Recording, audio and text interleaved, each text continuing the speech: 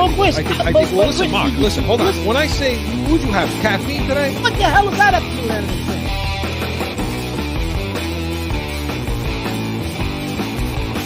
How much coffee did you drink before the show? Listen, you can't polish a sneaker, right? throw tomatoes at me, do whatever you're going to do. It's Corso and Catone. Welcome into Corso and Catone, the real deal New England feel. I'm Corso. Catone is here. Joe is not in the booth, Mark, today. Like, what is he? What did he go on a binge? He went to Vegas. He went on a binge. Nobody's heard from him. He's with Aaron Rodgers in the dock room. He's in the dock room, right? Like some whack job. Who knows what he's doing? He's letting me run the show today. You know, with the controls. So listen. So this may not even air. We don't know what's going on here today, right? Hey, listen, I got all the buttons and the controls. It's pretty cool. Yeah. You know, it's pretty cool. So, but Joe's not with us, but you're with us, watching us on YouTube, listening on iHeartRadio, Apple Podcast, or wherever you podcast. And listen, don't forget, give us a call. Heated hotline 855-313-PATS. Give us a call 24/7. Have a take. Joe's going to pick the one when Joe shows up. He'll pick the one he likes the best and put it on the show. We hope that one's yours. So 855-313-7287. See, Mark, look, I'm putting the phone number up. And wow, I'm impressed. I'm impressed. Right? You should be impressed. I don't know if anyone's going to see it, but I'm impressed. Well, we got to go. Hopefully they see it because we got a good one today. And Pat's preview, my Kingdom for a Wideout. You know, the free agency is going to start up, about March 15th or something like that. So we're going to be previewing. Yeah, we're going to be previewing some of the positions. And today we're going to be looking at wide receiver. So stay tuned for that in the show later on. And Mark going to have our Catone's comments. We don't want to miss that. That's always a crowd. It's a crowd pleaser, Mark. It really is. Of course it is. Sure it is. So, and then B's and C's, well, it's going to be actually B's versus C's today. We're going to see which one's ready for a championship. And also there was a big trade made by the Bruins, so we'll discuss that. But Mark, first, before we get to Pat's preview, we want to talk. There's a story that's been gaining some traction this week, talking about Mac Jones. Should he be traded? Things will be talking about this. Is he going to be traded? Should he be traded? Is he the guy? Can he get better? Is Billy O'Brien the answer? All of that. So Mark and I want to talk about that. I know you have some things to say on that. So should this guy be traded? No. And let me preface this, Chris, by saying, look, he's on a rookie deal. So you saw what Philly just did with Jalen Hurts. Now, I get Jalen Hurts has a different skill set. He can run around. He can pick yardage up with his legs. He can run that RPO a little bit differently than you can do it with Jones, right? And I get that, okay? I get it. However, coming out of college in that draft, when they asked those receivers from Alabama who threw a better ball, without question, they all said Mac Jones threw a better ball than Jalen Hurts and then Tua. So he has enough ability, I think, as much as Tua and it hurts, if you surround him with the right plays, all of a sudden Jalen Hurts is a top 5 quarterback. Come on. They surrounded him with, shoot, you could throw the ball to those guys, Chris, and your arm is like spaghetti. Right? And he's not even here today to control your ass, with all that stuff. No, I understand what you're saying. I think he's on a rookie deal. So spend the money that you're saving and surround him. You've said this numerous times, Chris. Bring in a tackle, bring in a couple of receivers, and you're fine. You can pay for a tackle and make some deals for receivers. I know you got thoughts on that.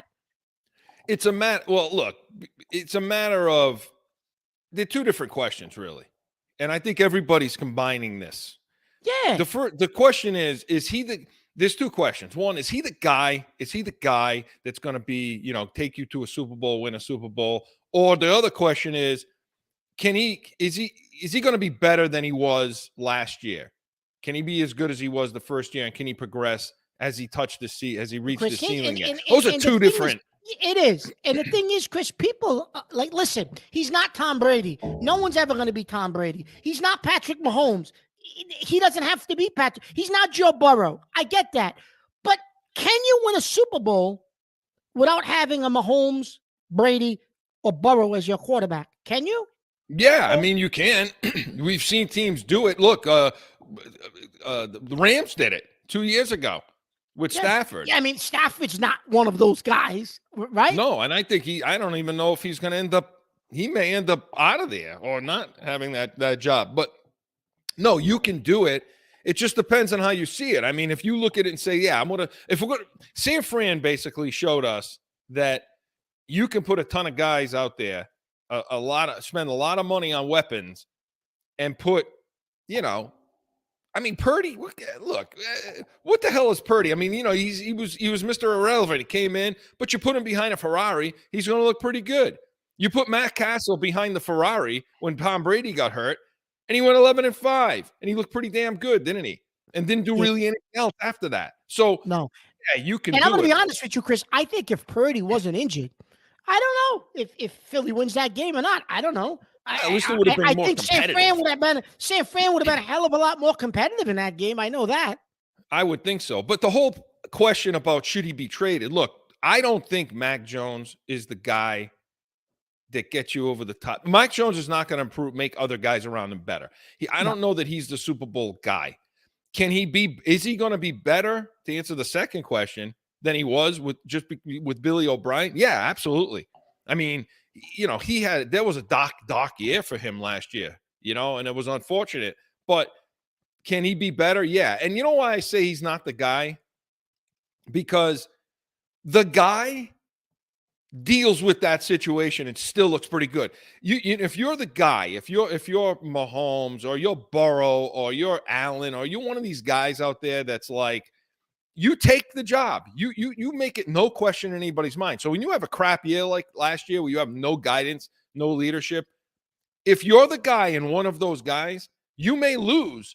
Your team may lose, but your stats are going to look good. Your numbers are going to look pretty good. The mistakes aren't going to be that much. And so people aren't going to be looking at you saying, can you be better?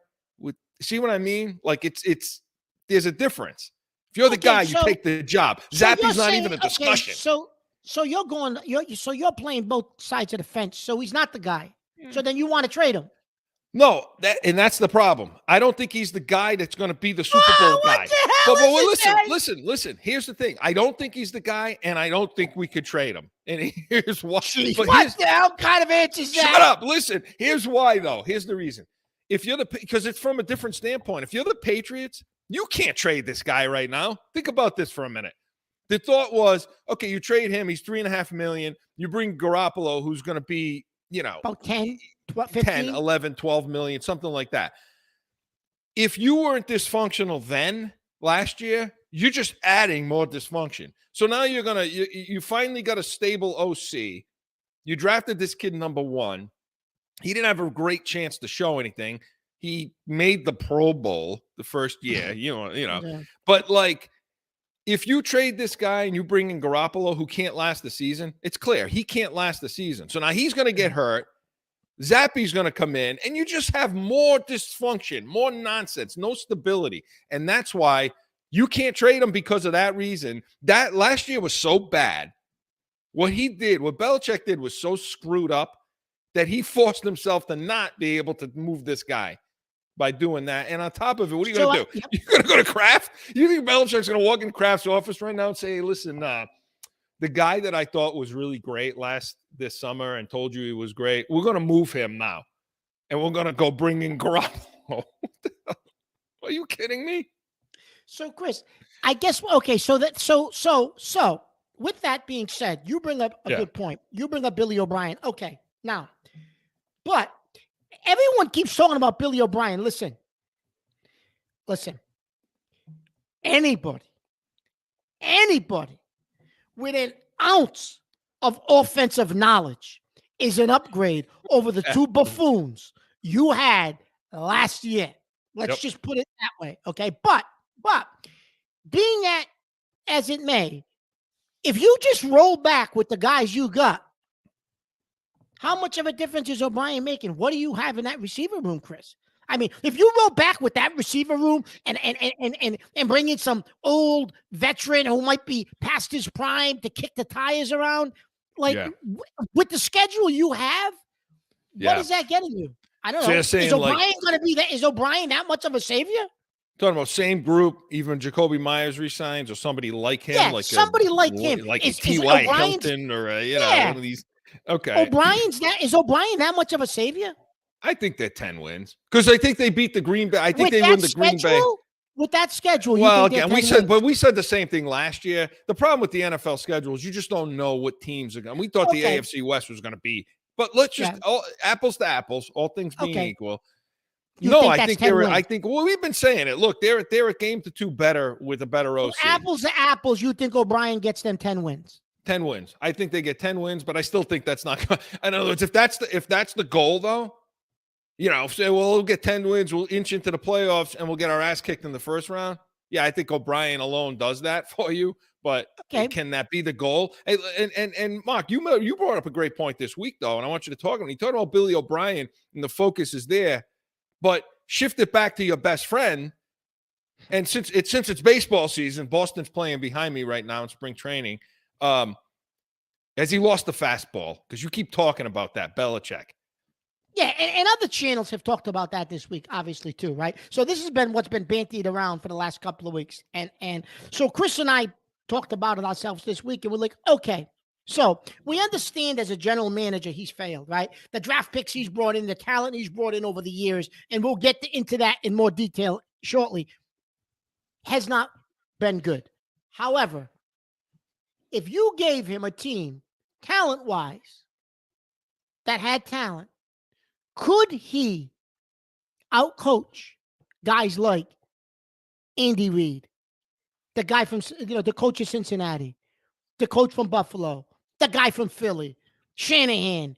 Can he outcoach these guys if he's got talent that's competitive enough to put him in a game that, hey, Chris and I talked about it, and listen, his in-game execution has not been what it used to be. In the old days, everyone used to say, we're playing chess while everybody else is playing checkers. Well, you know what? I don't know if that's the case anymore with the innovation and all the different schemes and movement and things that these other teams are doing. I don't know if we're playing chess anymore, Chris.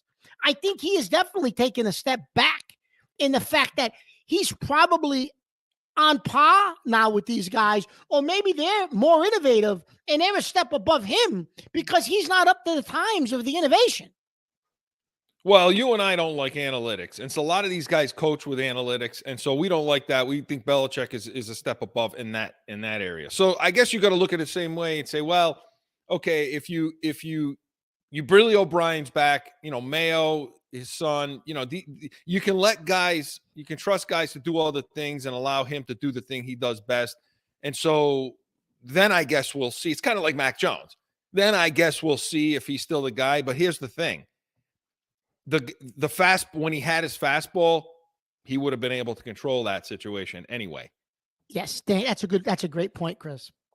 And everyone keeps talking about X's and O's, but I think that's the key. When he had his fastball, you think Mac Jones is calling other teams?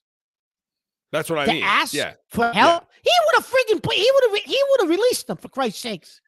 Situational football, attention to detail. That seems to be gone. Kyle Vanderbosch was on our show a month ago, and he talked about there's nobody better in the game. But yeah, that's the outside perspective still. So I think he's still hanging on to that in the league, but he's teetering right now, Mark. Chris, there was many a post games where you and I talked about situational football was not there, right?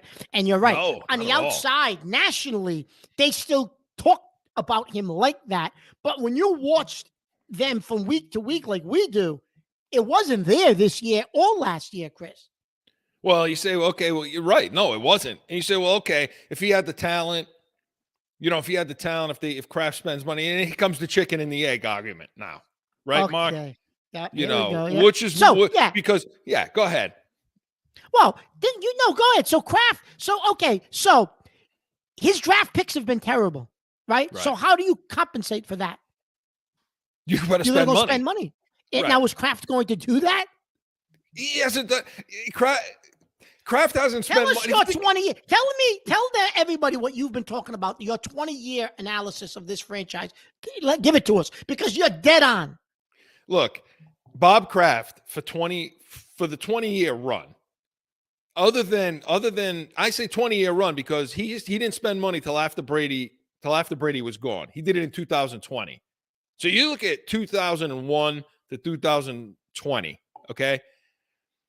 He didn't spend money. He didn't spend dust. He certainly didn't spend it on his quarterback, okay, who was the best that ever lived. He didn't spend it on big-time wideouts. I mean, he got most of the guys he got were via trade or free agency, guys that were Randy Moss. Everybody thought he was washed up. Wes Welker came out of Miami. He was kind of just nothing and brought him in with Brady, and that's what happened. And then the first several years, 2000 and 2006, these are guys, the leadership was there, guys that were already on the team. You know, no big free agents came in. It was just a buy-in to a system and a philosophy, right? So he's never spent money, if you think about it, right? And Chris, those guys, most of those guys, those core guys were drafted by Parcells, right? Right. Well, so okay. So Kraft never really spent any money until 1 year, really. I mean, here and there, he gave up some. Yep. So there's no propensity to spend money. Okay, there you go. 27th in the league over the last 3 years of through spending. Got it. Now you have the flip side, Mark. What's the flip side? You got Belichick and drafting and player personnel. Those two things, it's the vicious circle, right? Yeah, you're right. It's a chicken and the egg, right? Yeah.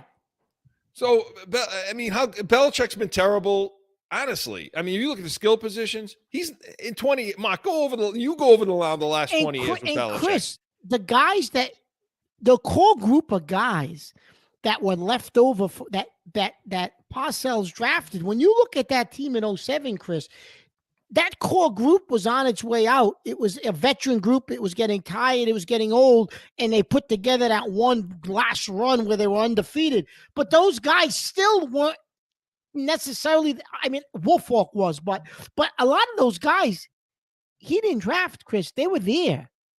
Or, like you said, he got him via trade. He picked up Moss via, everyone thought he was washed up. He ends up with Brady. He drinks from the fountain of youth, right?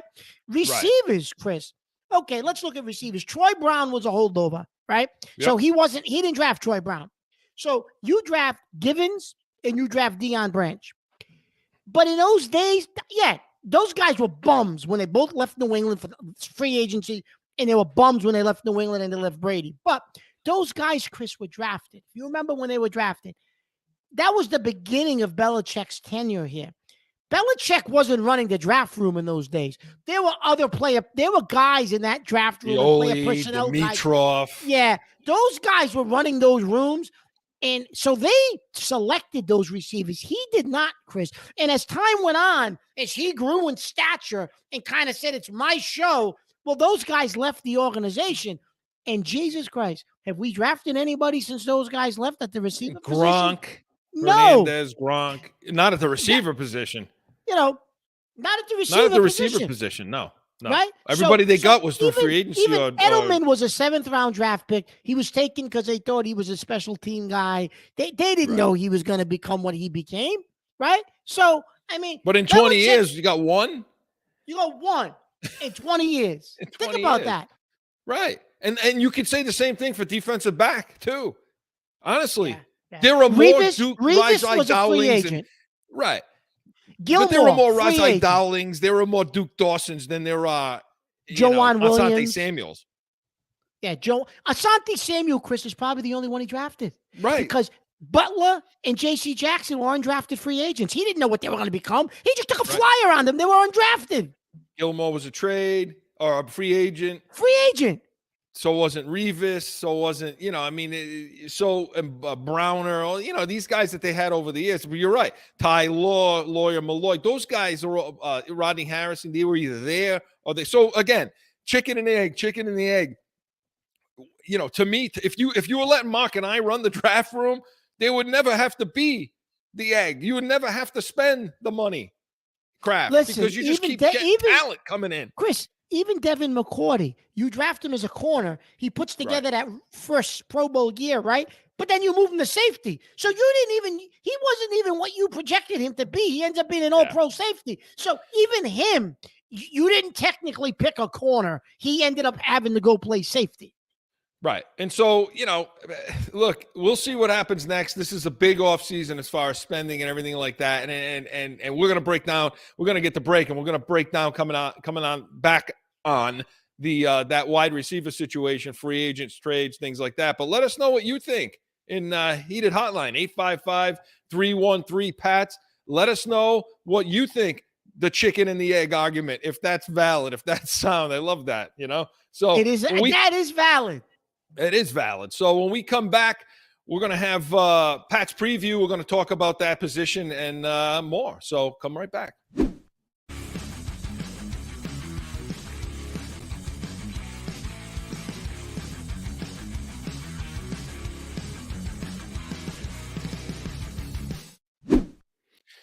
Back in with more Corso and Catone, the real deal New England feel. And look, you know what? And Mox, see, I've already had my first mistake. Oh. It's supposed to go. We got to pay the bills. Right? We're supposed to go to commercial. So you know what? No, you know what? Let's do that. Let's get the commercial. We'll come Go to commercial. All right. Joe, where are you?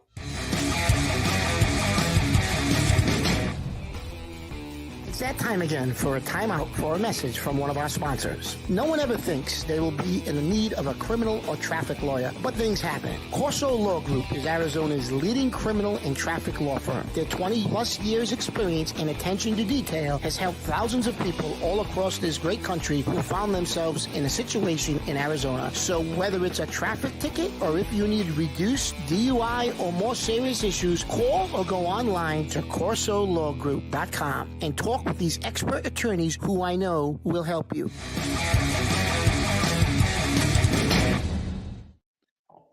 Back in with more Corso and Catone. Mark, that's not enough to redo the whole show. Come on, they're doing the one mistake.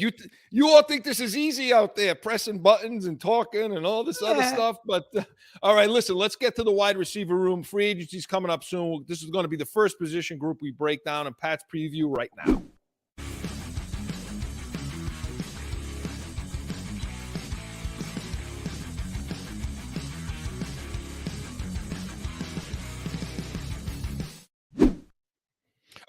Okay, so Mark, listen, wide receiver is one of the positions everybody's looking at. And if you're looking at this team for long term, maybe it isn't the most important thing. Maybe safety is, maybe linebacker, maybe offensive line.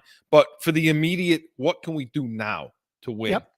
This team needs a playmaker. We've been saying it. You've been saying it. We keep throwing names out there, and they keep balking, So, again, another baseball reference. Getting into spring training now, right? Wow. I listen, I'm happy. Baseball's not, and you know me, I love baseball.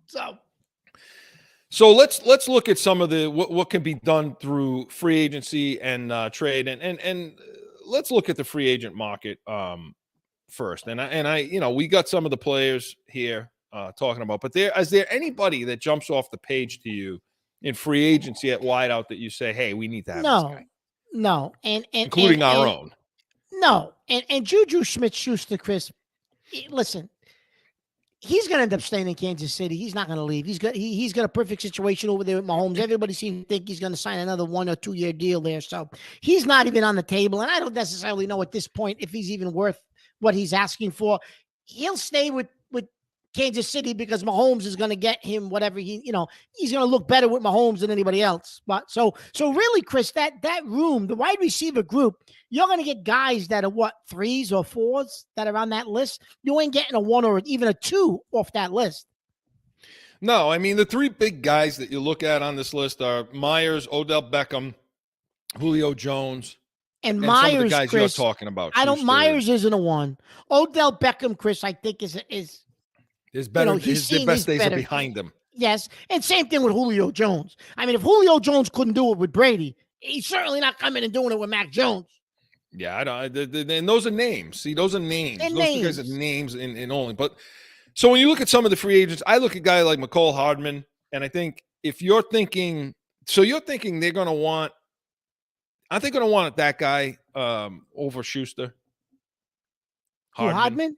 Oh, Yeah. yeah, Kansas City, yes. But I think they have enough flexibility where maybe they keep both. But, yeah, no, they'll take Hardman over Schuster. Schuster will walk over Hardman. They're not going to – they need Hardman. Hardman gives them But looking at I'll tell you what, Hardman played 26% of the snaps and Schuster played 66 this past season. So, okay. That's the durability is there. But Hardman's again, always hurt. Yeah. Is Hardman a 1? No, absolutely not. No. The biggest mistake you can make, to me, with a wide receiver or any position is what? Is taking a 2 and paying them like a 1. Listen, Chris, what Kansas City did this year with that position group of wide receiver is they had 5 or 6 different guys that could run around the field. They had some speed, and your 1 was Kelsey. He was their 1, right? Yeah. He was their 1. These other guys were all 2s, 3s, 4. I don't even think they were their 2s, Chris. There were a lot of 3s out there running around the field with speed, though.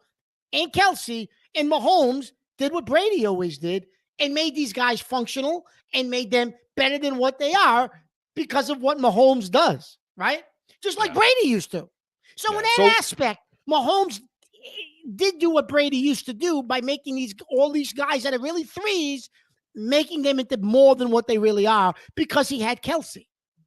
So if you want to pick up a guy with speed, the Hardman's a guy. You can bring out a guy. But only if you're going to do something in trade. But some of the other names I want to ask you about, see if this moves the needle for you. Keenan Cole from the Raiders. He's more of a slot guy. And maybe you do need a slot guy, I think, Chris. He's for 30. For O'Brien's offense, but he's 30. Well, if you're going to let Myers go, if you're not going to pay Myers, then you need somebody to fill that spot. Unless you feel like with O'Brien here, Bourne can step into a role, Parker Bourne, if you make a trade. Chris, Bourne with O'Brien here, Bourne should be a guy, Chris, that catches 70, 80 balls. I really think he could be that guy. But they just didn't use him right. They didn't use him right. No. So there's a name like that. And then you got some household names that are going to be out there. Jarvis Landry, he's 31. Yeah. Forget Randall Cobb, he's 33. But then you got guys like speed guys. You got Scotty Miller, who's 26, play for the Bucks. I mean, guy that can maybe play that Edelman role just a little bit. Maybe. And maybe. And listen, Parker, Brady tried Bourne, Brady tried to put him in that Edelman role, and that didn't work either. Yeah. So, what do you think of N'Keal? No, N'Keal Harry, get him back. No, T.Y. Hilton's out there.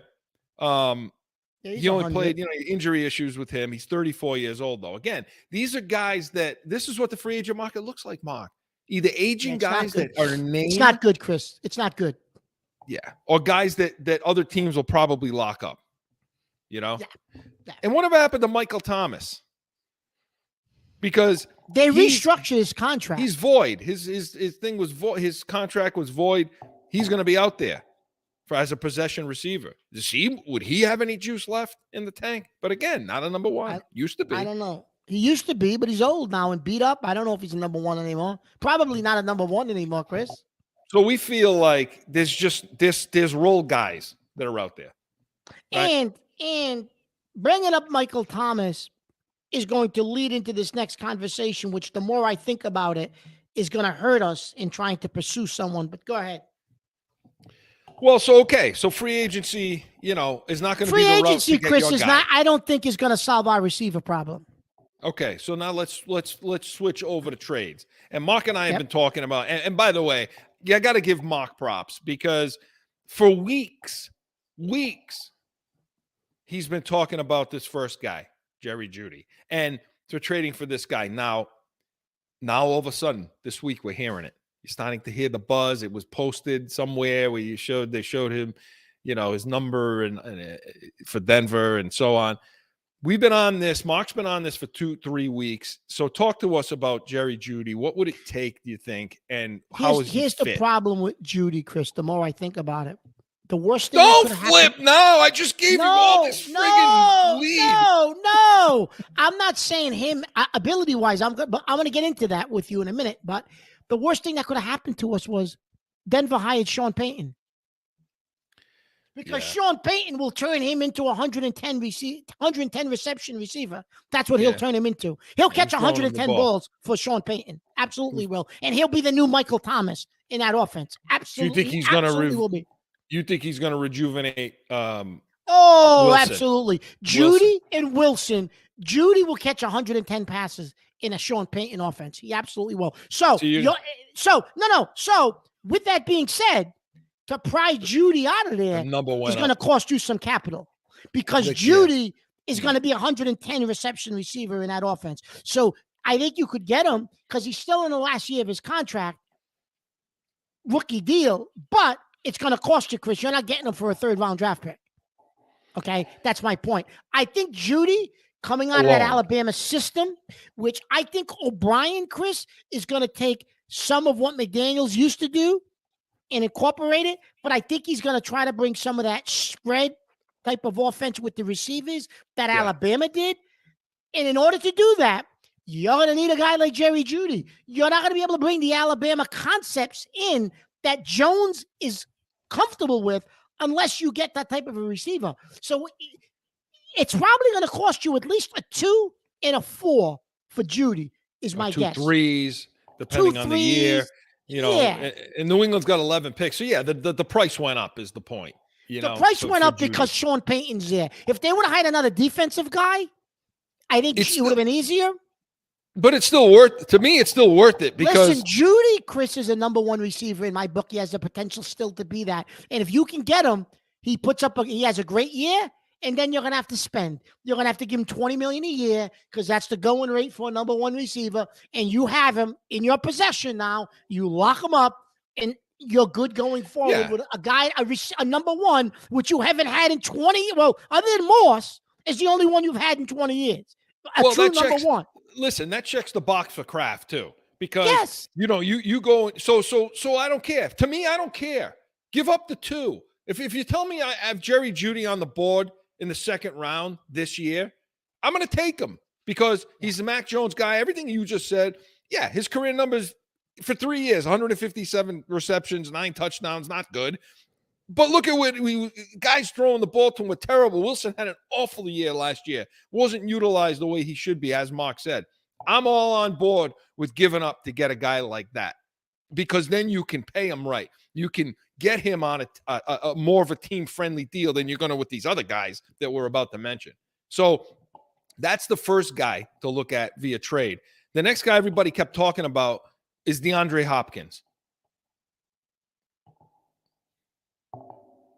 What do you? Well, okay. You're out there, so you watch more of him than we have because you're out there. What is your analysis of Hopkins?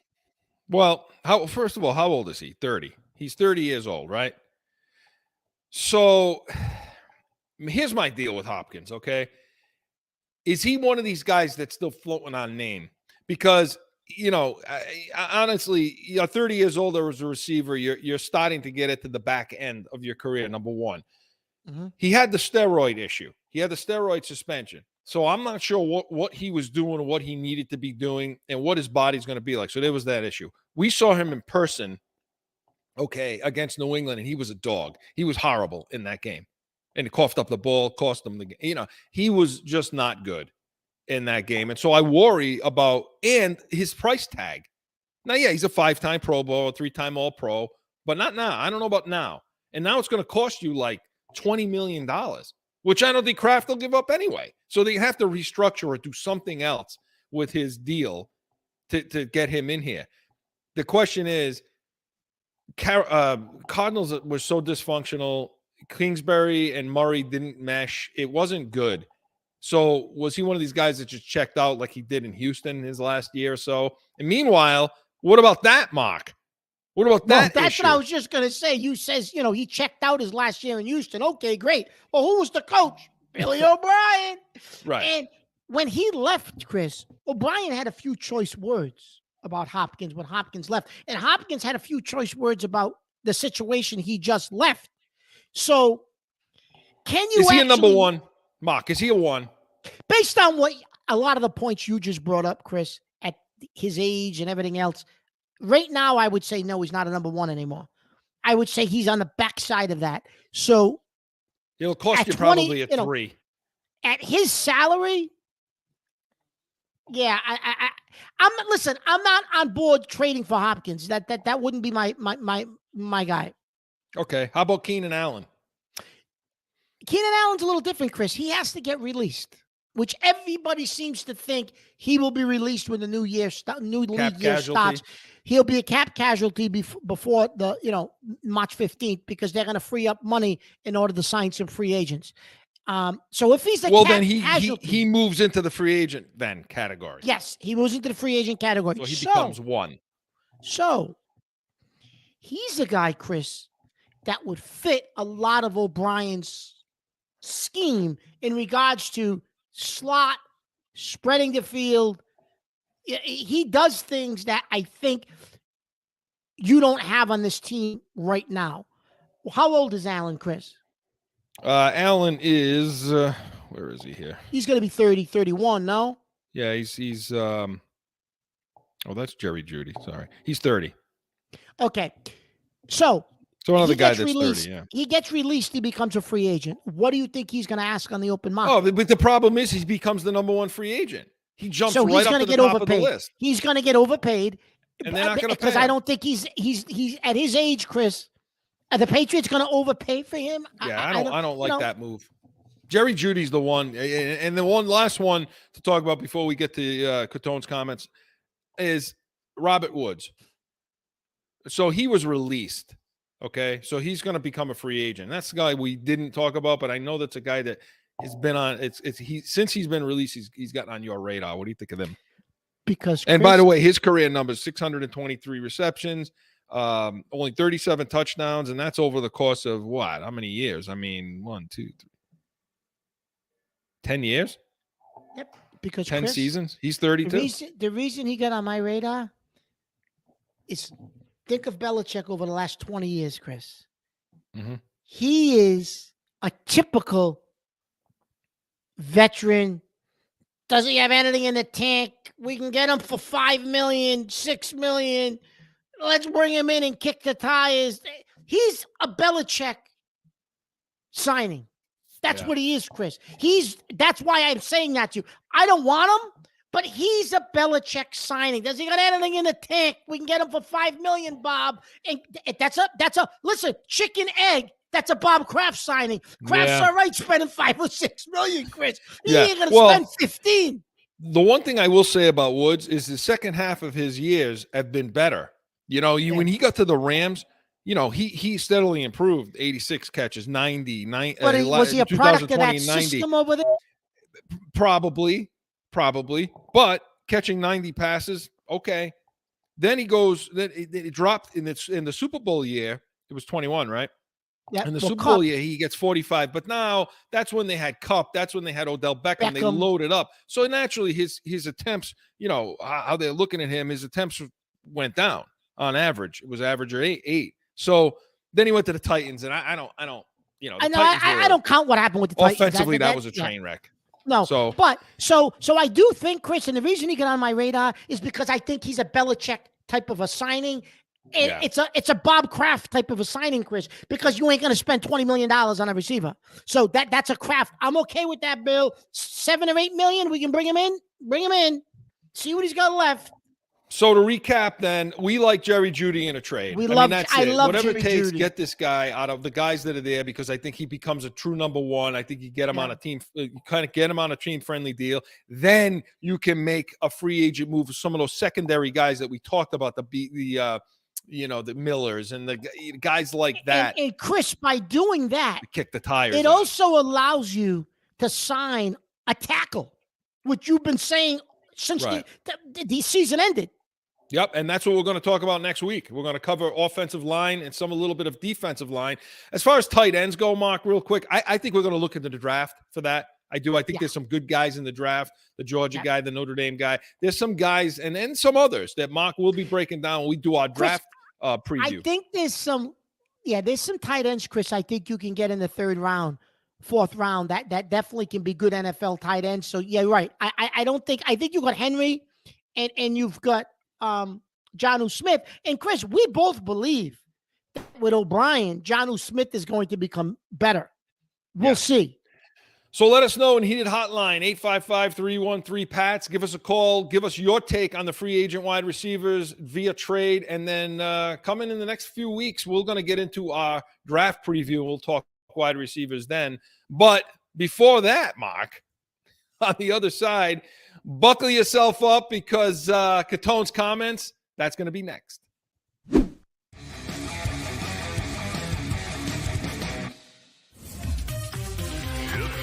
Special Sauce Podcast. You lacking the sauce. The sauce is good, man.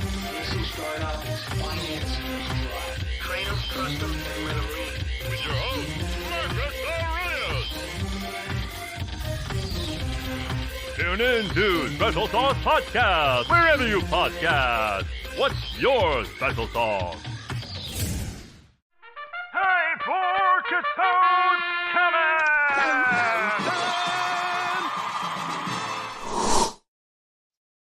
So, something I want to talk about today, which is driving me out of my mind. But bear with me because I'm going to have to give you a little bit of lead up to get you where we want to get. Okay? So, first of all, as you know, Chris and I, we come from Italian households. We grew up, right? We're Italian. And the one thing we can say about our houses is it always revolves around food. Some type of food. Even if you're not hungry, eat. Have this, have that. Okay, great. That's good. Real good. You want to put weight on, get fat, right? Oh, yeah. So in order to stay in shape, because, I'm a diabetic, this and that, I walk, right? You got to walk. Got to do something. Get some exercise. Get the blood flowing, right? So I walk every day. I try to walk. Great. So the other day I'm walking. I feel a little pop in the back of my knee. And I said, oh, boy, here we go. Jesus. Here we go. Right. So now it hurts. Okay. I get home. I'm telling my wife about it. You better call the doctor. Okay. I'm going to call the doctor. Now, I call the doctor. Now, my insurance over the years is, we got insurance. I got insurance. I got a job. I got insurance. It's changed. We got this network of insurance, whatever. Right. So now I call the orthopedic doctor. Oh, no, you're not in the network. We're not in that network. We can't take you. Oh, wow. Okay. Another one. No. Okay. Not network. What network are these people talking about? You're a doctor. I got insurance. What? The only network. I said to my wife, what are they talking about? Network. The only network I know is ESPN, Fox Sports. That's the only network I know. NBC Sports Boston. Those are the networks I know. I don't know nothing about no goddamn network. Listen, I need a doctor. I got insurance. I'm calling up. Give me an appointment. That's all I want is an appointment. I don't want anything else. I don't care about no network bullshit, right? It's 2023. These guys, these thieves, don't make enough money. They're charging you $1,000 an hour to look at a broken fingernail. They don't make enough money, these thieves, right? So now I'm finally trying to get an appointment. I think I got a doctor that can get me an appointment. I'm going to get in to see him. My wife says, I think all the symptoms you're telling me about, I think it's your meniscus because I had that. I said, what? I don't know the difference between a meniscus, a hibiscus, Nabisco. I don't know what the hell it is. All I know is I needed to be looked at and I needed fixed. That's it. I don't want to hear about meniscus, hibiscus. I don't know what the hell all this stuff is. Right? Just fix whatever's wrong and that's it. And don't make it so goddamn complicated, Chris. I don't understand it. That's it. I can't. Nabisco, huh? Sorry, Mark. I can't. This one struck me funny today. Listen, maybe you should put some Bisquick on there. The stuff you make pancakes with. You put it on there like a mold. Let me ask you, what the hell does your wife know? What the hell when did she graduate from medical school? She thinks she's Marcus Welby, MD, up there. And for those of you that I'm showing my age. Wow. Right? Wow, Marcus Welby. Everybody just went click off. So the papa, did you figure it out? I mean, are you just going to live with it? No, it actually feels better now. I don't know what the hell it is. So this is I'm going to cancel the appointment. This is because you better cancel it less than 24 hours, Mark. Oh, well, because they'll pay, you'll pay. You They'll gotta charge pay. you. Yeah. They'll charge you. I dealt with that. I listen, I was 10 minutes late. Listen, I was 10 minutes late. I know it's a short thing, but I was 10 minutes late going to the doctor once. They canceled it. I walked in 10 minutes late. They said, sorry, in order to be on time, but in order to be on time, she Yeah, can't because see when you today. get there, you're gonna wait an hour to see the doctor. Because they're on time. So you know what I did? The next time I went, I was 15 minutes early, right? And I'm looking at my phone, I'm looking at the minutes, and I got the ticker like this, right? They took me back 13 minutes late. And I went up to the desk. I said, well, we're at the 10-minute mark. Last time you canceled me. What is happening? You keep saying you want to be on time. They don't care. They said, well, you know what? Make another They appointment. don't care. How many miles do you walk a day? It depends. I usually probably do about 5 miles. Like down the street, like about, 100 yards, and that's it? Yeah. You say No. 5 miles a day? Well, no, because I go about up in the neighborhood. I go about 1.5 miles, 2 miles, and then I come all the way back down where the house is. I usually go like 5:30 in the morning. Right? I'm up early. I don't sleep. 6 o'clock. I go, and then I come all the way back. And then sometimes I just go on a treadmill, Chris. I don't go outside. Like I'm on a treadmill. So it's easy. I put my headphones in the morning. I go on a treadmill. I do about 5 miles. It's easy. It's not like I'm going outside. When it's nice, I go outside. But now in the middle of the winter, I go on a treadmill. Well, listen, I'm happy that everything's working out now with the knee and that you don't have to go to the doctor and, pay all those co-pays and deductibles and all this stuff. So anybody out there, anybody needs advice for Mark, give us a call about insurance, how to break it down, how to talk to them, how to submit bills, all of that. Hey, we can double. We can do anything on the show. We're the real deal, New England Field. So Catone's comments was presented by CORSO Law Group, Arizona's leading criminal and traffic law firm. CORSOLawgroup.com. Allow us to be your voice. Hey, when we come back, we're going to talk B's versus C's right after this.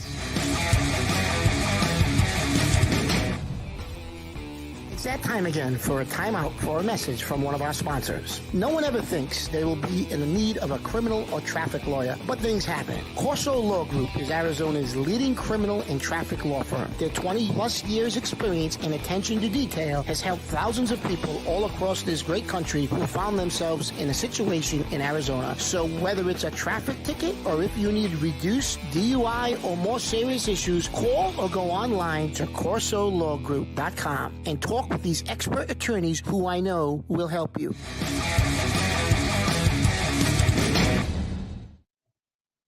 Back in with more Corso and Catone, the real deal, New England Field. And hey, listen, Bruins, Celtics, both of them at the top of their leagues. And so we want to talk a little bit today about which one of these teams is ready to ready to win a championship first. And there's a big trade with the Bruins that happened, and we're going to cover all that in B's and C's, and we're going to do that right now.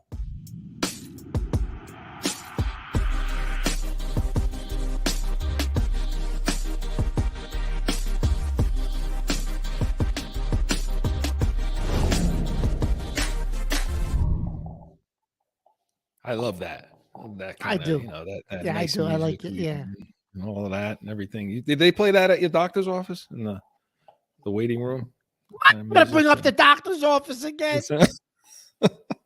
So, listen, Mark, what do you want to talk about first? You want to talk the trade for the Bruins, or let's talk about the trade. Well, you know what? Before we talk about the trade, maybe we talk about B's versus C's, because I think the trade is gonna get into this topic after the fact when we pick who we think is, So, look, these two teams are at the top of their leagues. We know that. They went into their breaks that way. They came out, and they're still managing that. I think Celtics won on Thursday night. Thursday night. They play again tonight. And, the Bruins just by the way, Chris, Thursday night, the guy that you've been talking about always doesn't get the credit. Marcus Smart played a big part in that win. Well, I will tell you that looking at that game the other night, the starting lineup didn't look that great together. No, they didn't. So I get that'll take a little time. Batman over there now with that mask. Jaylen Brown, badass with that black mask he's wearing. He looks pretty badass with that. But Anyway, so okay, well, looking at these two teams, so I started thinking this week, which one of these teams is going to win a championship? Because both of them, to me, it's championship to me or bust, especially with what the Bruins just did. Yes. So, which one of Yes. these teams is poised to win this whole thing? I think, Chris, if they stay healthy, Marcus Smart. Well, let's say Williams. both sides healthy. Everything's being equal. Both sides. Okay, everything being equal, I think the Celtics have a better chance, have the best chance of winning a championship, and I'll tell you why. Because I really don't think the East. I know what people are saying, Chris. They're saying, "Oh, you don't want to face Cleveland. They give you trouble." Blah blah blah. Listen, other than Milwaukee, there's nobody in the Eastern Conference in 7 games that I fear. Okay, other than maybe Milwaukee. If Milwaukee's Milwaukee, it'll be a grind, right? But other than Milwaukee, Chris, are you really afraid of anybody in the East? I'm really not. And then when you look out West, okay, we don't know what Phoenix can be with Durant. He hasn't played yet. So I don't know. So who knows? But looking at the rest of those teams out West, Memphis, Dallas, Denver, I mean, in a 7-game series, those teams don't scare me either, Chris. They really don't. And Curry's been hurt with Golden State. Golden State hasn't been able to seem to get their act together this year for whatever reason. Yeah, still they're a scare veteran. me, though. They're a vet. Yes, I was just gonna say they're a veteran team.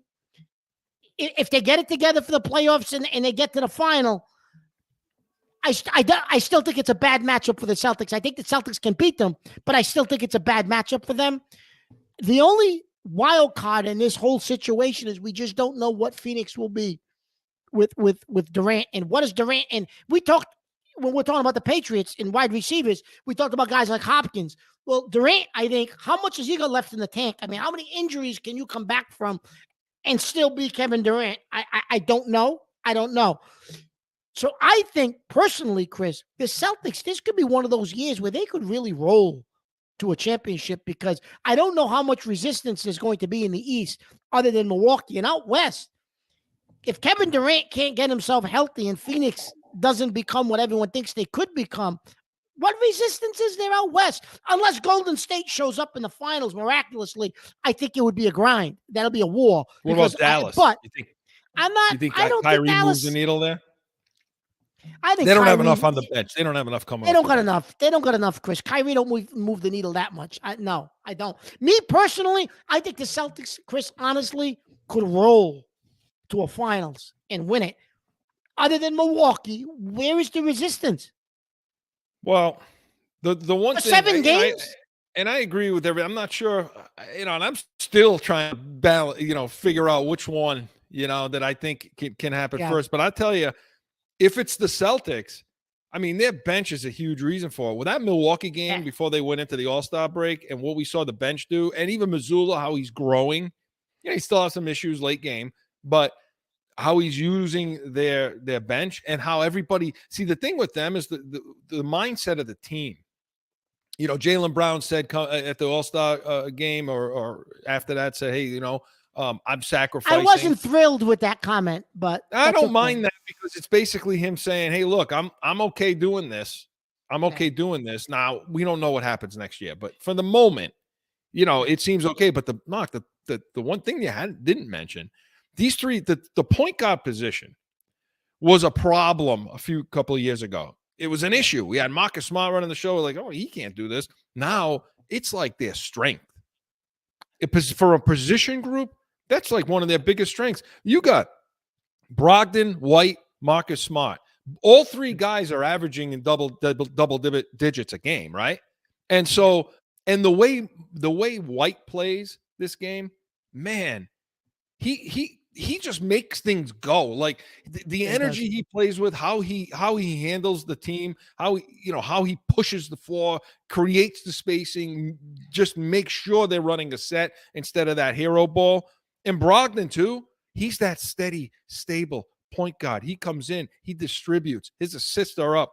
And of course, Marcus Smart, what he provides on the defensive end too. Look, those 3 guys, to me, are going to be a huge reason why they win this thing.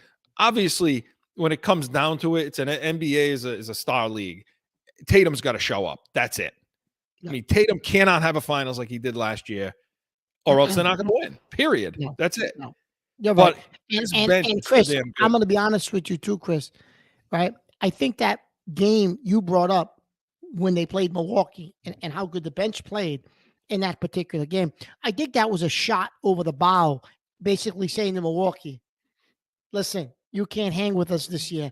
We got 5 guys off the bench who are basically just about beating you tonight. We're without 4 starters. You're not in our league this year. That was a shot, and you're not going to tell me It was. that Milwaukee team didn't say to themselves, "Shit, we're in trouble this year." Yeah, you know what I and mean? you know something. I love what Mazzulla did there. He put his guys on the bench. He put his starting 4 guys down, and took it to him. It's almost as if he understood and knew. Now Milwaukee's got to be looking at things, like you said, because if all the starters played and Milwaukee still won, we'd be much more concerned. So the one thing that makes me maybe lean towards the Bruins, and we're going to go do that now, is Robert Williams. What is Robert Williams going to give us? Because you said with that Muscala trade, they didn't do anything to get better underneath down in the box. And so if Robert Williams isn't as healthy as he can be, he hasn't looked yet to be as dominant as he was last year. So we'll see how he does down the stretch. Because Chris, I still don't know if he's 100%. Here's a guy, Chris, that may never be 100%, right? Yeah. I think so, and that's why I don't mind Muscala. I think he was, I think he's a good player. I think he was a decent deal, but I just don't know if that was the position you needed the support going forward in. But we'll see how it goes going forward. So the Bruins, Mark. Yeah. Okay. Looking at the Bruins, and I think I'm leaning towards them right now because what the Celtics didn't do, the Bruins are doing at the trade deadline. The Celtics made a nice move, but they didn't say as the number 1 team, hey, you know what? We're stocking up. That's it.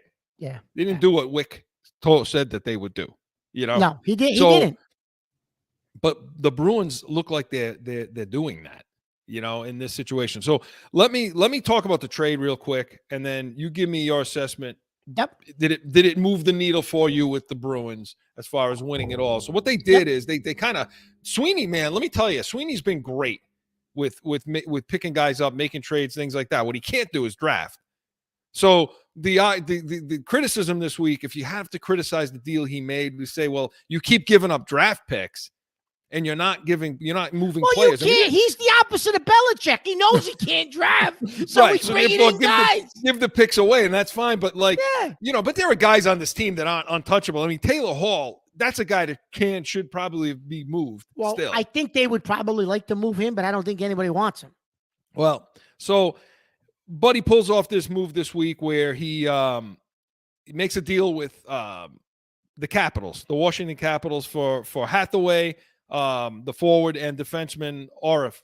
Okay, how am I saying? Am I saying that right? Orov, right? Orov, or okay, something like that. Yeah. So, and all he sends over is Craig Smith. It was like a 3-team deal. Craig Smith, a first-round pick, a second-round pick, 24, a third-round pick, and 24.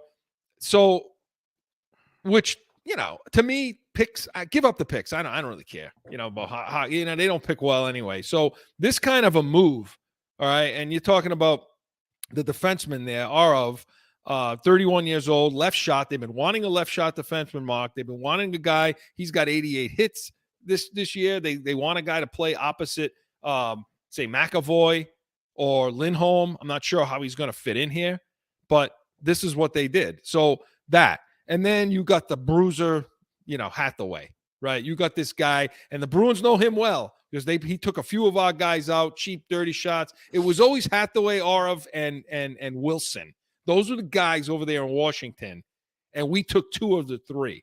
And so he adds that, no, I don't want him out there, cheap shotting people. But this team needed somebody like that. They needed some of that grit, right? What do you make of this deal? Well, that's the guy that I'm happy, Chris, they got, because I've been saying for a couple of years now, they don't have the thumper. You got to put somebody on the ice when you're in a grinding 7-game series and it's getting physical. You need the thumper to go in a corner and smack somebody. And now they got it. They got it. They did exactly. Their weakness was they didn't have that big thumper. And now they got him. Right. And so, you know what? I'm going to change. Can I say this? Here he goes. I'm going to say this, Chris. Intelligence allows for a change, Mark. Sure. No, I think when I say I think they're Celtics and Bruins almost equal in saying I think they're both the prohibited favorites now. After the trade, Chris, I think both teams, going into the playoff system, if they're healthy, are going to be the prohibited favorites based on their body of work. And based on what the Bruins added, Chris, they're going to be tough to beat. Tampa's the only team that really scares me. But Colorado's good. Well, Colorado, we don't know. I mean, I don't know where they are in the standings, but they can put something together, and they could really, come with McGinnis there. The guys that they have, they can come at you with. But you know what? I like the Bruins because what you're talking about. This move basically said we're all in. Now, we know what happens in the playoffs. Sometimes goaltenders go cold, right? I mean, sometimes they go cold, and you have that. It's a guy that's standing on his head, and he beats you in a 7-game series, right? Right. So, again, we'll see. But again, I think it's the Bruins. I think all 4 lines are that good. I think now you have a combination of all 4 lines. You got Pastrnak back on the line with Krejci. You got DeBrusk up there with the 2 others. And I think they just keep coming at you and at you and at you. And I think Swayman's a pretty good changeup in the net. So to me, I think it's the Bruins. I think they're poised to do this and win this whole thing. And so we'll see what happens in the second half of both these teams. And I don't know if the Bruins are done yet in the trade, but probably not a huge splash. You may see them dump a little bit of salary, Chris, if they can, like get some draft picks back and dump a little salary, like a guy like Taylor Hall, if somebody wants him, right? So let us know what you think on our heated hotline about which Bruins versus Celtics, which team is poised and ready to win right now. Corso and Catone. Mark, I survived pretty decently today. You survived, barely, but you survived. So Corso and Catone was presented by Special Sauce Podcast. What's your special sauce? SpecialSaucePodcast.com. And listen, our shows are up. Tune in, log on, get on, watch all our shows, listen to our shows this week. Give us that thumbs up, follow us, and come back next week, 7 p.m. Eastern. We're going to continue to talk Bruins and Celtics, more Patriots offseason. We'll get to the offensive line and Catone's comments, of course, and your heated hotline calls and anything you bring to the table, we will be ready for. We are Corso and Catone, the real deal, New England feel. See you next Saturday. Find Corso and Catone on iHeartRadio, iTunes, or wherever you podcast. And subscribe to the YouTube channel, Corso and Catone, and catch the chaos at 7 p.m. on Saturday.